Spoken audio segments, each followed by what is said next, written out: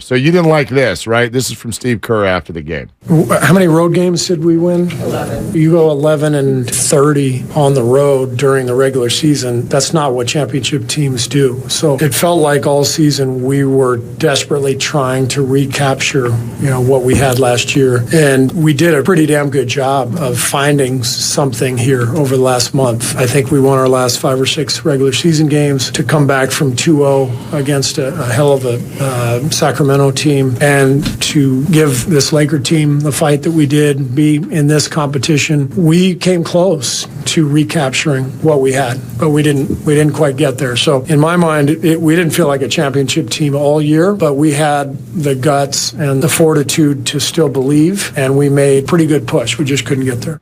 I think that is mostly fair. I mean, I understand why fans feel like, well, they got the okie doke here, which is that you told us all year you believed you're a championship team, and then the second you lose, you're like, we weren't a championship team. But then again, that's sort of the way the game is played in terms of in front of the media. I just hear this. I hear this about Steve Kerr and Bob Myers all the time. Now you lose in the second round. And apparently Bob Myers is actually not that good of a GM, and Steve Kerr is overrated as a head coach. It sounds eerily familiar to all of the things that were said about the guys prior to them winning last year's championship for their 4th ring. I never understand it. That's just me. You can have all your thoughts and complaints specifically about this game, or that draft pick over there. I don't like it when we get to the end of a bad season and we immediately denigrate made people. It is a stupid take to say that Bob Myers is not a good GM and Steve Kerr is not a good coach. It is in my opinion, it is a lazy, stupid take. Yes, they have missed on certain things, and we can have a healthy conversation about that. I am going to sit here and be thankful that both of them are in the role that they're in as long as they're in it. I mean, first of all, on Kerr, I mean, take out the finals, and what is he, 19-1 in series under the that's the first. That is the first Western Conference loss. Yes, so 19-1. 19-1's pretty damn good. Yeah. Pretty damn good. And Steve has been incredibly, competent at everything he's ever done. I mean, he's a very good college basketball player. He made an NBA career for himself. He won a ton. Now, granted, he was on the best teams, but so what? He was smart enough to be able to play his role effectively on those teams. Then, I think he was a very good announcer. He was a pretty good general manager. He's been a very good head coach. I mean, to me, he's one of the thoroughly competent individuals. As far as Bob Myers is concerned, Bob Myers is really, really likable.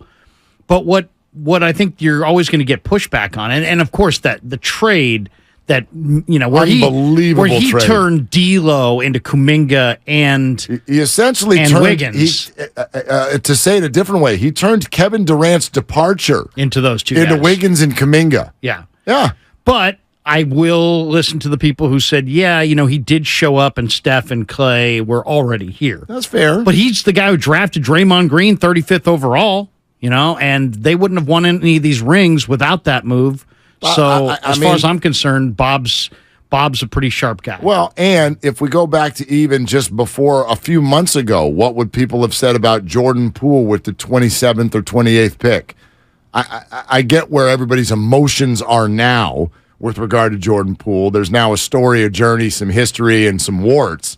But that's an almost win. It's an almost last pick of the first round who turned himself into 20 points a night and somebody who got a $130 million contract. I don't know.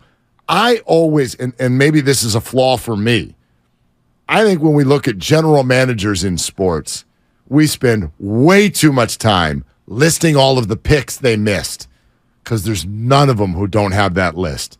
That's the nature of the beast. Belichick, you're not going to hit 100%. Belichick messes up picks. Walsh messed up picks. Yeah. Right? They all do. Right? Kyle Shanahan picked Trey Lance. Yeah, he might have messed that up. Might have been a really bad trade. I really don't know yet. It might have been. And Wiseman, it might have been a bad pick. It's a hell of a day. Got a clay torn Achilles and James Wiseman. I mean, it might go down as a really, really, really bad day in Warriors lore. I just think it's ignoring so much. Even Bob Myers' job description. How about the things that he does that aren't even in the description? What is Draymond without Bob? Keeping his head screwed on straight. What's the relationship within the organization? Bob and Steve have surfed this. Not only that, they've kept their teams together every year. The Warriors don't fracture. Even in a year like this, where they had an obvious, a public fracture, if you want to call it that, early in the year, before the year even started, you had guys dropping each other, and yet the thing stayed together. I mean, they all moved together, or at least outwardly they stayed together. I don't know. I guess we're not privy to all the behind the scenes, so we don't know exactly what went on. But it's the NBA, it's volatile. There's a lot of personalities. There's a lot of type A personalities on your scouting staff, your coaching staff, your front office staff, your owner's staff, your roster. I mean, there's a ton of egos to balance, and I think Steve and Bob have balanced them near expertly. So to say that they should be gone, I don't know that anybody who's credible is making that claim. Or even a little bit less than that. I just think there's too much they're overrated. You can hate like little things that happen in this series or this season, and what you've said about Kuminga and Moody and that's fine. I'm not telling you that they're above criticism. I just don't like it when people come over the top right when the season ends. They're overrated. Yeah. Don't denigrate what already happened. You want to talk about now? You didn't like something? Let's do it. But stop with, they were never any good to begin with. Like that's come on. This is where people get too one way or another. Oh my God, they paraded down Market Street. They had a parade. They won a championship.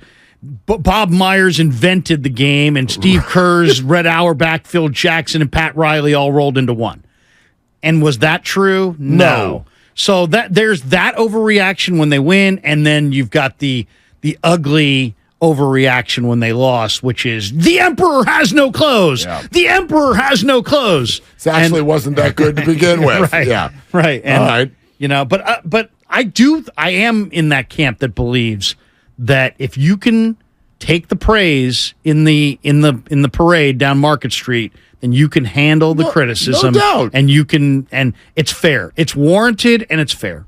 No doubt. And I think that in a general sense. I don't necessarily agree with the specifics of Kuminga and Wiseman development or lack thereof this year.